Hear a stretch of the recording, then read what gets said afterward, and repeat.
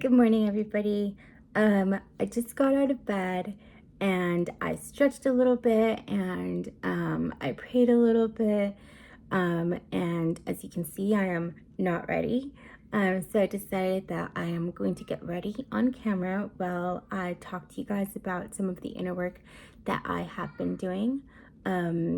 These past few weeks have been extremely difficult for me, and I am currently having a fibro flare up again. So I really wanted to make a video to kind of like talk about what it feels like for me and how I go about handling it and taking care of myself so that I can, you know, um, still manage to do things about myself and like keep going on this very long journey.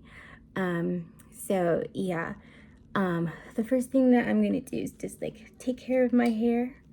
Um, well, I share a couple of things that have been going on. So, I just moved to a new apartment and the apartment is beautiful. I am currently in the Oakland Hills. And it's just so gorgeous. I wish I could show you. It has been really rainy. And so it's not as very nice. My windows are closed because I also do get seasonal depression from it and anxiety around it. Um, but yeah, so let's just begin with how I've been feeling these couple of days. So when I get fibro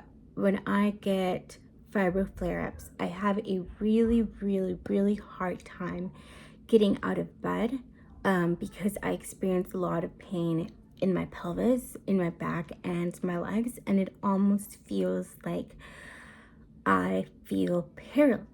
Like, no matter how much I want to get out of bed, my body just feels so extremely tired, and I generally just can't get out of bed. And so, um, I have a kitty who I love and is adorable, but sometimes, when I eventually do fall asleep at nighttime, I don't get very much sleep because he wakes me up in the morning. Um, but we love him. His name is Leo. Um, but what I've been doing is the first thing I like to do in the morning is just check in with my body when I'm feeling that way. And if you have not seen my very first video about hearing my body, please do that. I talk there a little bit about my experience about really tuning in and how I taught myself how to listen to my body. And I think that that's very important for everybody, but especially people that are battling chronic illnesses. Um, so I just laid in bed and like really tried to like stay in touch with my body and ask it, like, I how are you doing this morning?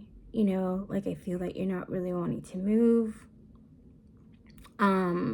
Like, I feel you. We're gonna take it very slow this morning. I'm just going to like start stretching. So I kind of like talk myself through the different steps of like what I'm gonna do. Like, I'm gonna roll over to the side of the bed and I'm going to get up. Okay. And I'm gonna go really slowly. And so then I do just that. I rolled over to the side of the bed. I got up. I went to the bathroom. And then I just lied straight on the mat, played some music, prayed a little bit, and then began stretching. And I just began stretching, and I didn't get up until I felt like I had enough strength to be able to sit back on my desk. So, this is one of the sometimes my days when I wake up like literally can be, like anywhere between like 7 to like noon, right? Like, it's not very regular, and it kind of just depends on like how much sleep I got last night, and like what needs to be done that day. But managing a chronic illness sometimes means that, you can't, as much as I want to rely on an alarm, sometimes I can't even hear it anymore, you know? And all of these things are very real. Um, but we just have to be able to work around it. So that was what my morning was like today. I have just because I have been, this pattern has now been like this for about like, we're gonna go into like 2 weeks. And during this time, I have been seeing my MDR therapist and the rest of my medical providers. I do have an emergency, what I call like an emergency, like an extra therapist session, so that we can go over and look into more exactly like what I'm battling and what has been going on for my body and why I have been able to feel this way, because I feel like EMDR therapy has been able to teach me how to like teach my body, how to talk to my body so that I can, kind of get out of these ruts more quickly. And I just haven't been able to do that within these um, last 2 weeks. So I will make a second video to talk about like what I go in to my therapy. But some of the things that I wanted to talk about today were kind of the mindsets that I feel like are really necessary for me to have. And I'm hoping that you may find these useful as well so that you can kind of get yourself out of these um, flare ups, these medical flare ups, because they do happen and they are very unexpected. And sometimes you can be doing very, very well.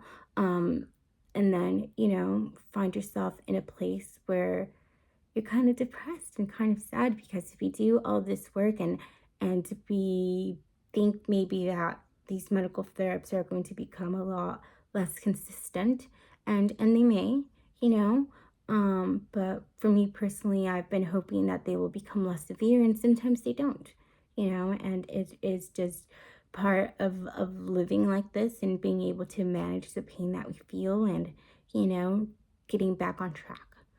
um so, the first thing that I wanted to talk about was the power of gratitude and generosity, that comes with, you know, making yourself feel more abundant and making yourself feel more, um, like at peace, and just being like happier with the state that you're in, which I know can often be very hard.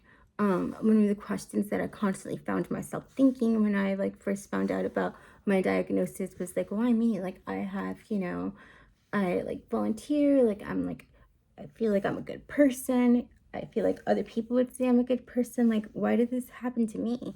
And um like I'm very ambitious and I have so many different goals in which I would like to help people. Um and I don't think like I've ever hurt anybody. And I feel like these like mindsets, like just like ruminating about these things, it hasn't like really helped me out because it's not really going to change anything, right?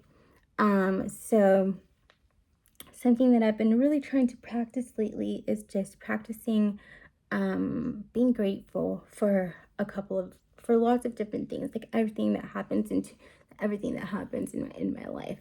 And whether it's like good or bad, I, like try to be thankful about it and say, like, whether if it's something bad, like this is something that I have to learn about, right? Or it wouldn't come into my life.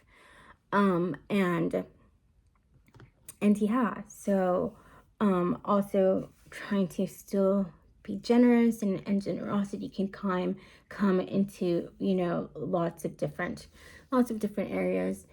Can look like a lot of different things, like, just being generous with like forgiving other people.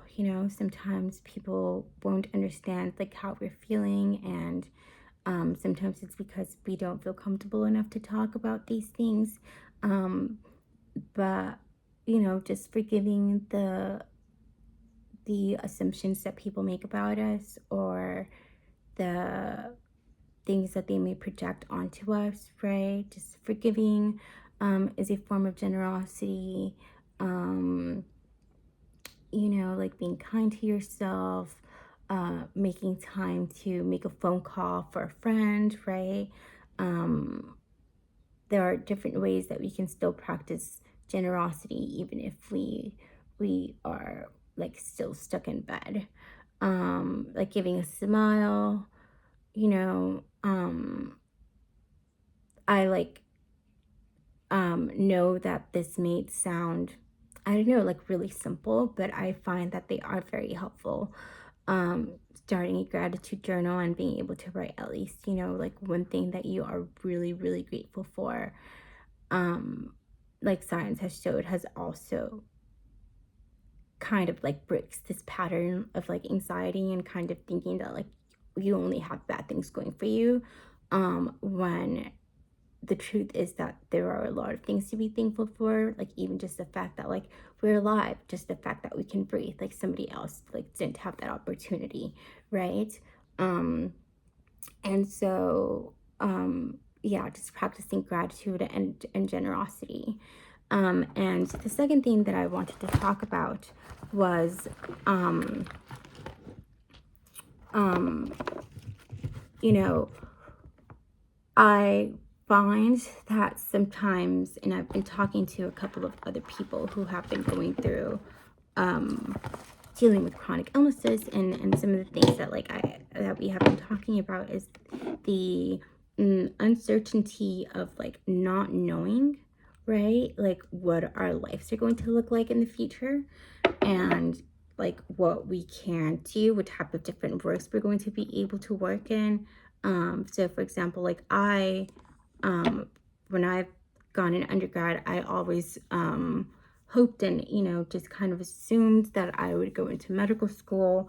And I've taken, you know, like all of the um, reader courses for medical school.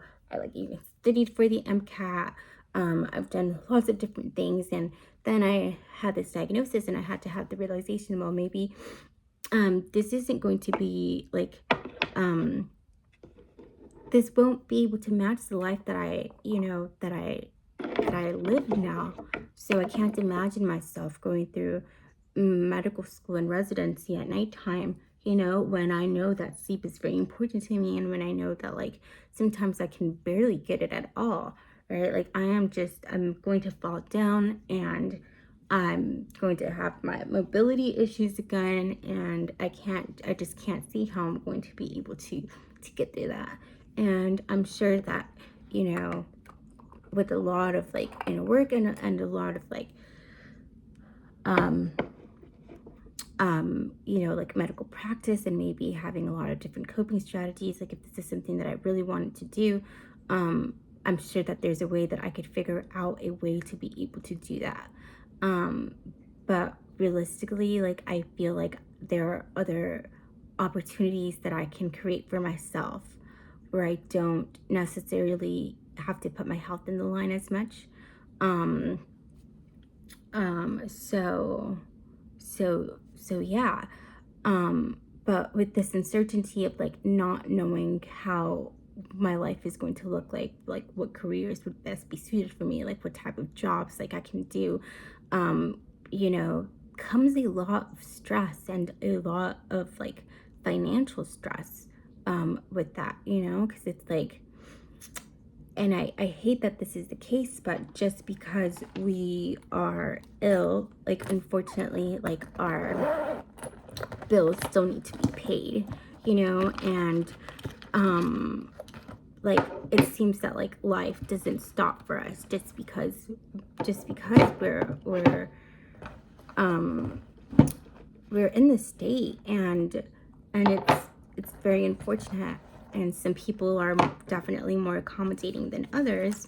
um but one of the things that I have had to learn within these couple of weeks, you know, is going back to like the idea that like ruminating is not going to really solve anything. Like it's just going to create this like more vicious cycle of just anxiety and feeling so hopeless and feeling so overwhelmed and overpowered by the different feelings that I'm feeling, that it's going to keep me stagnant and depressed.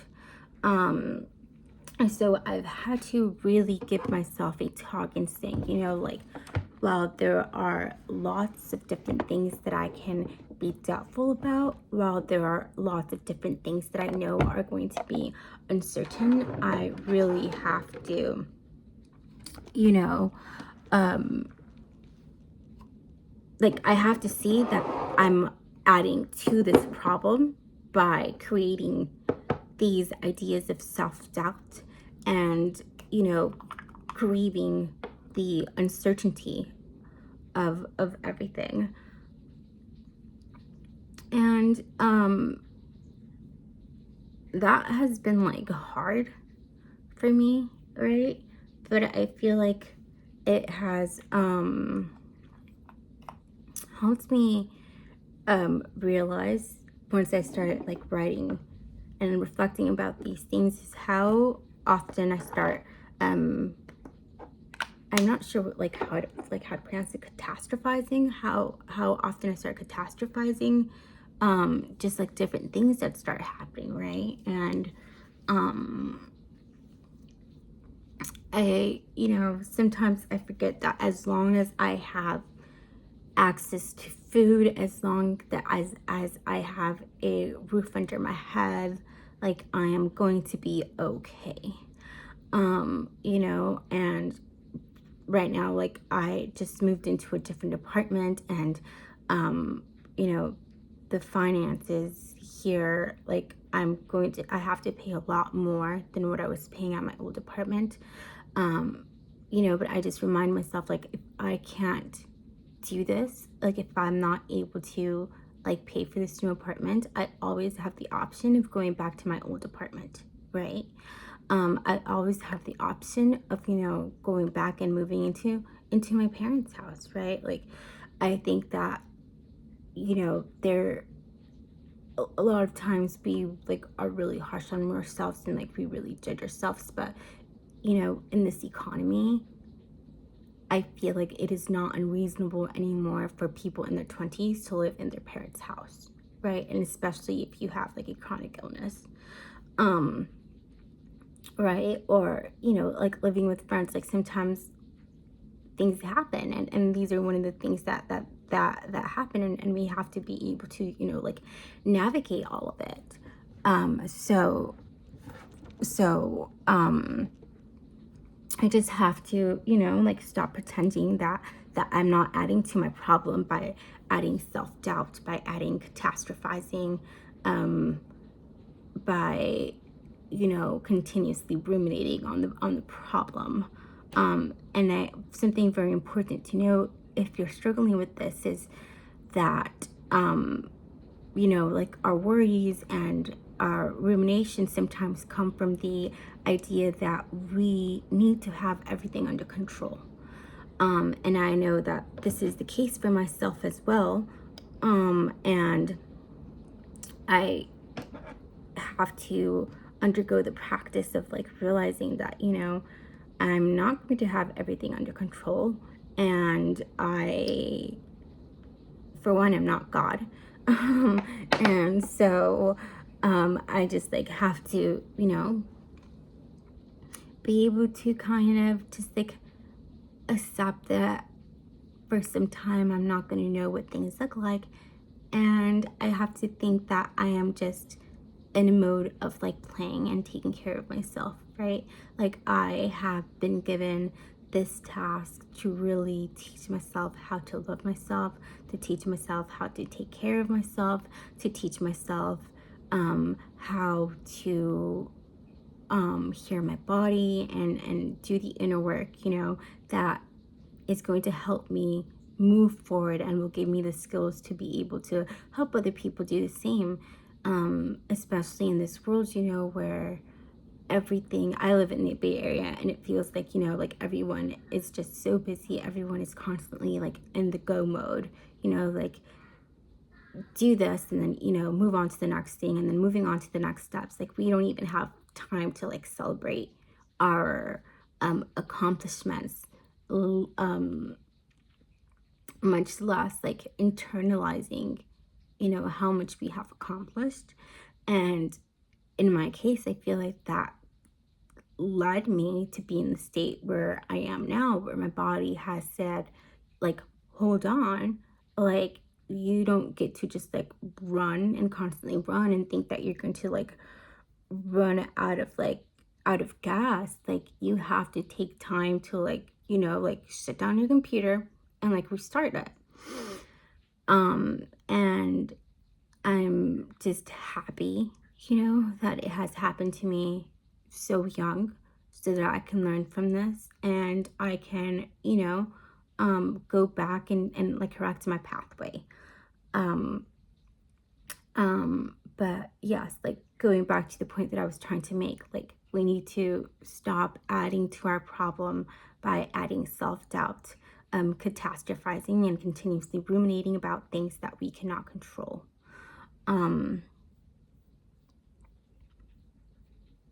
And the third thing that I wanted to talk about was, okay, like, so like, what do we do with the time and like that, like once, what do we do after the stage where we are at a place where now we are no longer like in bed and we can move out, right? Because it's sometimes like in most cases for people, if you're like watching this video and like you're doing like your inner work, you're probably, like not working anymore, right? Because our just bodies have taken, are demanding so much where, like, or like we're constantly going to like medical centers and whatnot. And so like, what do we do now? Like, how do we spend our days? And how do we like, like even sometimes like even creating a to-do list, like even if we make it, like we can't go through everything, right? Because it's like we don't have the energy for it, right? Like we may be in the correct mindset, but like we don't have the energy for it. So something that I like have needed to learn how to do is like give myself grace in that and realize that sometimes, you're not going to be able to like decrease depression, right? And but what you can do is like teach your body like how to continuously trust in yourself and build confidence by building on small victories of integrity. And so what this means is that like regardless of what you decide you want to do for the day, whatever it is that you decide to do, like choose one thing to do for the day, and whatever it is that you decide, make sure you do it for that day. Because what happens if we don't keep up with what we're going to say is then our body starts not to be able to trust us. It starts to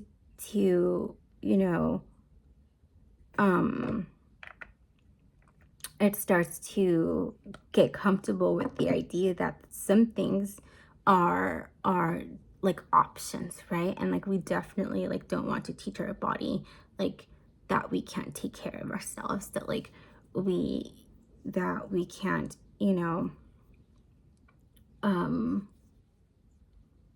can't keep our word. And so it's very important that whatever it is that you decide you're going to do, you keep your word about it. One of my friends, Sam, he was telling me about this theory that he found, or it's called the spoon theory. Whereas like one day, like you have so many, you're giving like different spoons to be able to do different things, right? And so we were to do different like activities throughout the day. And so, for example, like you may spend like 3 spoons like making breakfast for yourself, or having like 4 spoons, like um 4 spoons for like, I don't know, like doing your laundry or something. And then we were kind of, like we had both heard about this model, and we didn't really know exactly, like what exactly this like analogy, like how it had been defined. But we started thinking, like where does it, how many spoons is each person given, and like um how do we like divide like each spoons per different activity. And it was just becoming like so like complex. And we were thinking, like I told him, Sam, like, I feel like there are going to be lots of different analogies for how it is that we should take care of our bodies. It doesn't mean that one method is going to be right over the other, right? Whatever works for you is going to work for you. But I do think that having one thing to do, whether that is, just getting out of bed and making that your goal, is important. And making sure that you stick with that goal um, is important for that day, right? And so sometimes it's not necessary that you have 3 things on your to-do list. Sometimes it's just necessary that you're going to say, today, I am going to make breakfast for myself, and that you do that for yourself. And slowly, once you start building on these small habits, on these small victories, and actually start celebrating, not just doing the activity, but celebrating and saying like, yes, like I kept my word, like I was able to do this, and I'm so happy that being in the state that I am, I was still able to take care of myself. And once we internalize that feeling, we create this victory, and that momentum of creating that victory will create excitement for us to be able to accomplish maybe another task that day, or maybe a third task that day, or maybe it will carry us onto the next day, right? And so we have to be able to create these small amount of victories that will enable us to move forward. And with these victories, something else that I wanted to comment on was, there are lots of different things that we can carry on to the next day. And it's not just, feeling victorious about what we were able to accomplish the day before, but also happiness, right? Like if my boyfriend brings me roses like one day, right? If he brings me roses today, and I get to see these roses tomorrow, then I can just be remembered like, wow, like I am loved, and I can carry this happiness onto and try to extend it for the entirety of the week, right? Like I got to call my mom and say, my mom is doing great, my mom is healthy.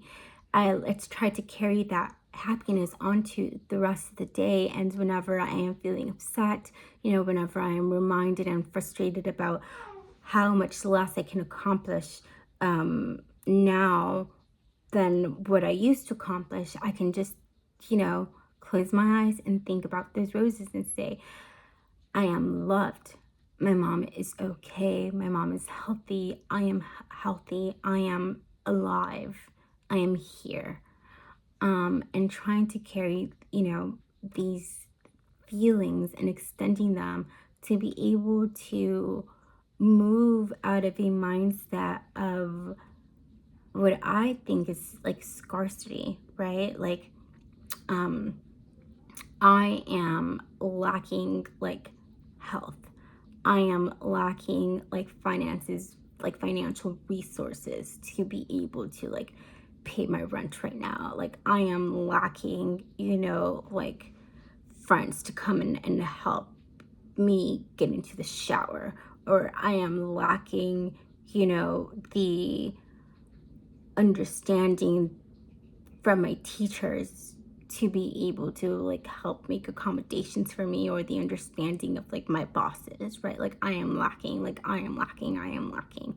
if we keep saying to ourselves that we are lacking, then what we speak, we are going to bring into existence.